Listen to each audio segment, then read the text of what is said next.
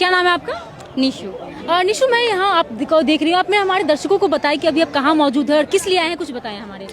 देखिए, मैं अभी यहाँ पर दिल्ली जंतर मंतर पर जो ये प्रोटेस्ट चल रहा है सीजेपी का, उस पे मौजूद हूँ। और इसलिए मौजूद हूँ क्योंकि यहाँ पर धर्मेंद्र प्रधान का रिजाइन मांगा जा रहा है। और इसलिए मांगा जा रहा है क्योंकि नीट पेपर लीक हुआ है, जिसकी वजह से इतने सारे बच्चों की जान गई है। तो हमें उन बच्चों को न्याय दिलाना है, उनके लिए जस्टिस चाहिए। इट्स वाई हमें धर्मेंद्र प्रधान का इस्तीफा चाहिए और यहाँ पर हम प्रोटेस्ट करने के लिए इकट्ठे हुए हैं। अच्छा, मेरा एक और सवाल है आपसे, जैसे कि सारे पेरेंट्स चाहते हैं कि उनके बच्चे पढ़ लिख कर IAS बने, डॉक्टर बने, इंजीनियर बने, लेकिन यहाँ सब अपने आप को कॉकरोच बता रहे हैं। उनका कहना है कि हम कॉकरोचेस हैं, ठीक है। अगर कोई आपको कह देगा कि हम गधा हैं, बैल है, तो क्या आप मान लोगे कि हाँ हम गधा हैं ऐसे? लेकिन हम नहीं मानते हैं ना, जब हमें पता।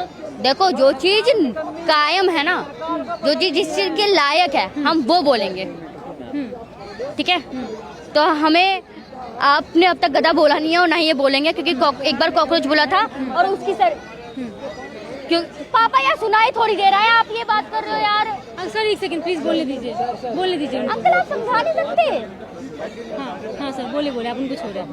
हाँ, तो मैम आपको क्या लगता है कि जो कॉकरोच पार्टी ये कर रहे हैं काम, ये कुछ आगे भविष्य में छात्रों के लिए या फिर देश के लिए कुछ अच्छा काम कर पाएंगे?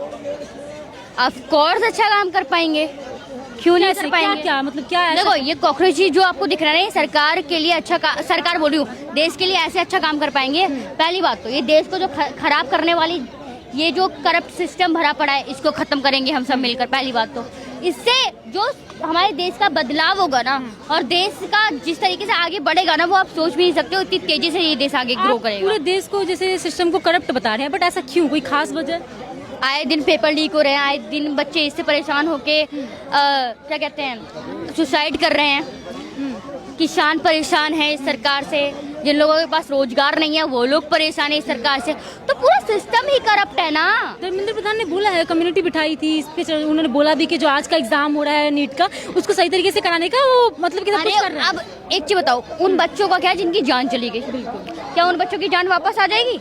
अगर आप रीनीट करवा देते हो, क्या आपके पास गारंटी है कि आप दोबारा से इन बच्चों की जान वापस आ जाएगी? तो भाई मेरे को नहीं लगता कि ये लोग बस अपनी जुमलेबाजी करते हैं, बस की तो इनकी कुछ भी नहीं है। क्या आपको लगता है कि यहाँ प्रोटेस्ट करने से, लोगों की आवाज उठाने से जो धर्मेंद्र प्रधान है वो इस्तीफा देंगे? आपको लगता है ऐसा? बिल्कुल देंगे। क्यों लगता है आपको ऐसा? क्योंकि हम लोग इस देश के यूथ है, जिस तरीके से हमने इनको अपना वोट देकर उन ऊंच कुर्सियों पे बिठाया है ना, इसी तरीके से हम इनको लाते मारकर उन कुर्सियों से फेंक देंगे।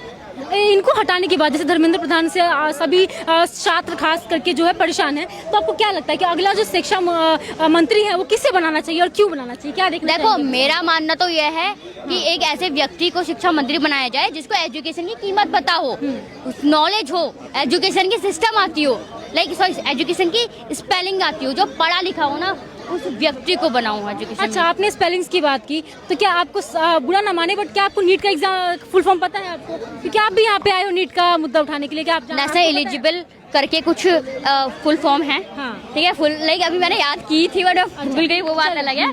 ठीक है, ओके, वो भी छोड़ते हैं। जैसे कि आप कौन से बोर्ड से पढ़ती हैं यहाँ पे? CBSE board. आपको CBSE का फुल फॉर्म पता है?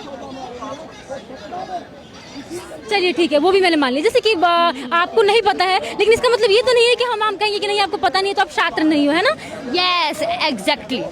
तो वैसे ही अगर धर्मेंद्र प्रधान पढ़े लिखे ना भी हैं, जैसे आपने कहा कि शिक्षा होना उनके अंदर जरूरी है, तो बट आपके पास हम तो पढ़ रहे हैं, लेकिन आपके पास एक बहुत बड़ा पद है, ठीक है, बहुत बड़ा पद है। आप बच्चों के भविष्य बना सकते हैं, आपके पास वो वाला पद है, तो आपको तो एटलीस्ट इतना कुछ तो आना चाहिए। अच्छा, यहाँ पे प्रोटेस्ट हो रहा है, हमने देखा कि यहाँ बहुत सारे लोग इकट्ठा हुए हैं अभी, तो क्या यहाँ पे इन लोगों को प्रोटेस्ट करने की परमिशन दी गई थी? मिली है या नहीं मिली है अभी तक?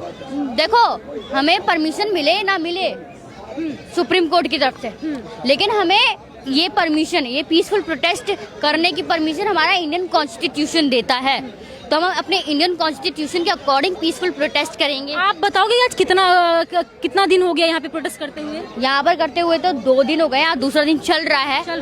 जैसे कि मैं बता दूं कि प्रोटेस्ट करने का जो अंतिम समय था वो क्या था, बताएंगे आप मुझे? कल 5 बजे तक था, शाम 5। अभी कितना बज रहा है? अभी सेकंड डे स्टार्ट हो गया, मे बी 5 के आसपास ही हो रहा होगा। संविधान आपको प्रोटेस्ट करने का राइट देता है, ये सही बात है, लेकिन कल अगर 5 बजे तक का समय था तो पूरी रात यहाँ पे लोग क्यों इकट्ठा थे? जब धर्मेंद्र प्रधान ने इस्तीफा ही नहीं दिया तो हम कैसे चले जाएं? नहीं जा सकते हम ऐसे। एक तरह से आप कह रहे हो कि संविधान का आप बोल रहे हो कि संविधान की बात कर रही हैं आप, और दूसरी तरफ आप अरे संविधान मैं को बोल तो अब मैं समझ रही हूँ आपकी बात। अब मैं आपको बोल रही हूँ ना, हमें परमिशन कौन दे रहा है? हमें यहाँ प्रोटेस्ट करने की परमिशन कौन दे रहा है? सुप्रीम कोर्ट दे रहा है। हाँ। नहीं, उसको भी परमिशन कौन दे रहा है? Indian constitution. जब हमें सुप्रीम कोर्ट भी हमारी आवाज को जब दबाने लगेगा ना, तो हम सुप्रीम कोर्ट की भी नहीं सुनेंगे, हम सुनेंगे हमारे भारतीय संविधान की।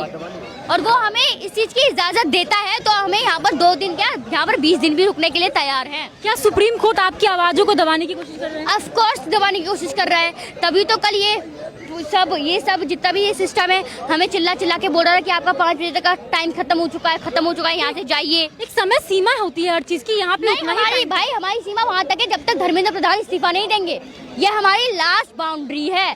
जैसे ही इस बाउंड्री तक ये काम हो जाता, धर्मेंद्र प्रधान इस्तीफा दे देते, वही हमारी बाउंड्री खत्म है और हम बिल्कुल शांति से अपने घर चले जाएंगे। तो आप किसको देख रहे हैं अगले जो एजुकेशन मिनिस्टर है उसके रूप में? पढ़ा लिखा हो, अब कोई भी हो, ऑप्शन में कोई आपको जो आपको नहीं। बेस्ट लगता हो ऐसा? हमारे कहने से बना दिया जाएगा क्या? नहीं, फिर ऑफ कोर्स नहीं प्रोटेस्ट कर सकते हो तो आप कुछ ये सिस्टम इतना अच्छा नहीं है कि हमारे कहने से बना दिया जाएगा उनको।